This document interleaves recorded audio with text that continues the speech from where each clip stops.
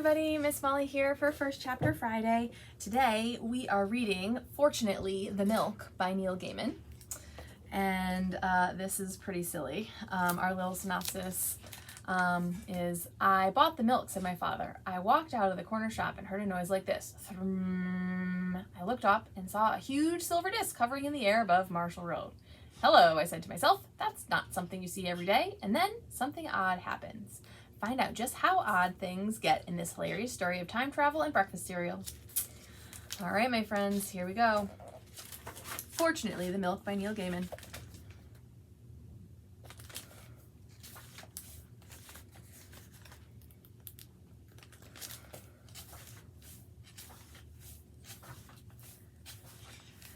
There was only orange juice in the fridge.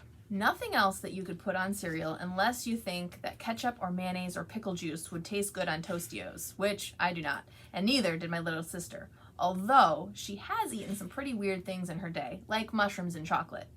She didn't actually like eating them, and I had not actually told her that there were mushrooms inside the chocolate. It was an experiment.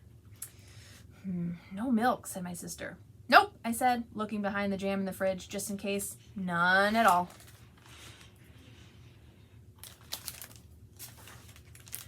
Our mom had gone off to a conference. She was presenting a paper on lizards. Before she went, she reminded us of the important things that had to happen while she was away.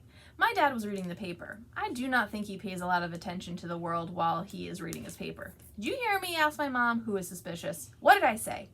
Do not forget to take the kids to the orchestra practice on Saturday. It's violin on Wednesday night. You've frozen a dinner for each night you're away and labeled them. The spare house key is at the Nicholsons. The plumber will be here on Monday morning, and do not use or flush the upstairs toilet until he's been. Feed the goldfish. You'll love us, and you'll be back on Thursday, said my father. I think my mom was surprised. Yes, that's right, she said. She kissed us all. Then she said, oh, and we're almost out of milk. You'll need to pick some up.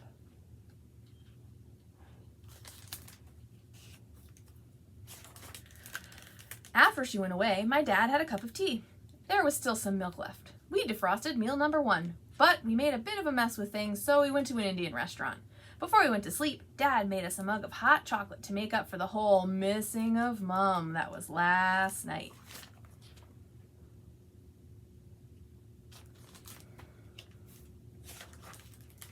Now Dad came in. Eat your cereal, he said. Remember, it's orchestra practice this afternoon. We can't eat our cereal, said my sister sadly. I don't see why not, said my father. We've got plenty of cereal. There's Tostios and there's muesli. We have bowls, we have spoons. Spoons are excellent, sort of like forks, only not as stabby.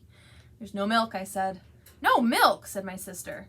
I watched my dad think about this. He looked like he was going to suggest that we have something for breakfast that you do not need milk for, like sausages. But then he looked like he remembered that without milk, he couldn't have his tea.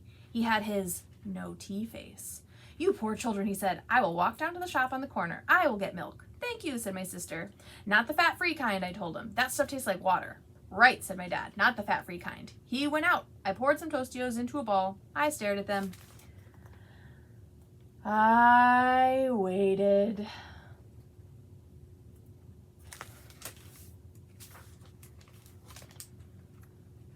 And waited.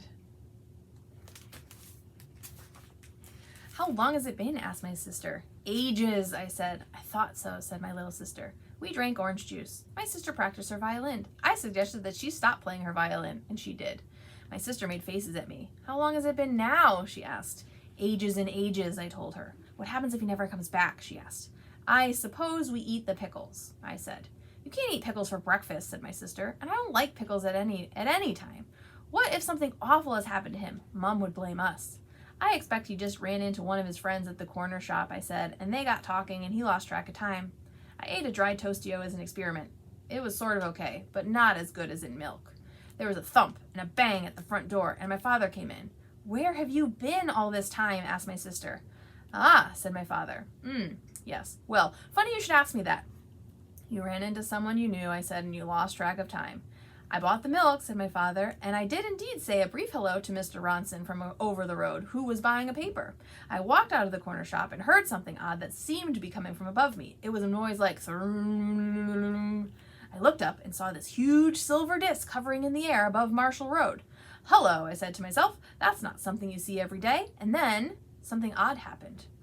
That wasn't something odd, I asked. Well, something odder, said my father. The odd thing was the beam of light that came out of the disc.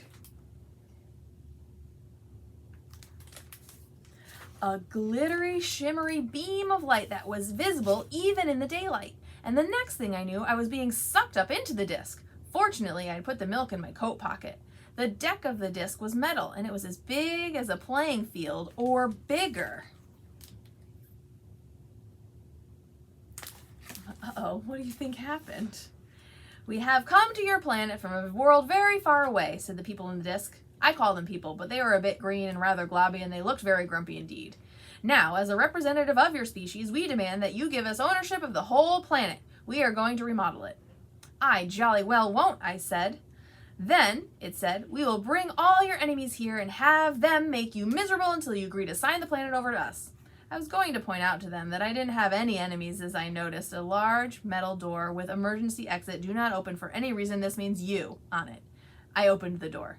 Don't do that, said the green globby person. You'll let in the space-time continuum. And it was too late. I had already pushed open the door and I jumped.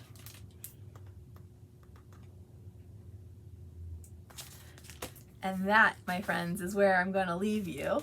If you think this book is pretty funny and you would like to keep reading it, definitely stop on by and pick up a copy of Fortunately, the Milk. All right, my friends, I will see you next time. Have a great rest of your day.